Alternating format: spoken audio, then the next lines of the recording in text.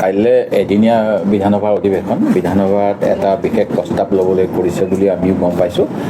Doctor Bhupen Hazarika ডাঙৰীয়াৰ স্মৃতি ৰক্ষাৰ্থে ডিব্ৰুগড়ৰ যি মোহনবাৰীৰ অসামৰিক বিমানবন্দৰ সেই বিমানবন্দৰটো ভূপেন হাজৰিকাৰ নামেৰে নামাকৰণ কৰিবলৈ কৰিছে।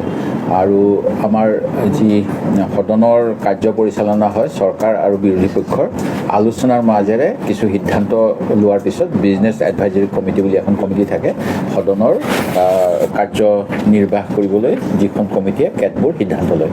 সেই অনুসৰি আমাক অহাকালিলৈ প্ৰশ্নোত্তৰ নাথাকে, কিন্তু সাধাৰণতে বিধানসভাত কেতবোৰ নিয়ম অনুসৰি ডিভাইচ বুলি কোৱা হয় প্ৰথা থাকে, যেনে 0 আৱাৰ, ৰুল 50, ৰুল 54 ইত্যাদি।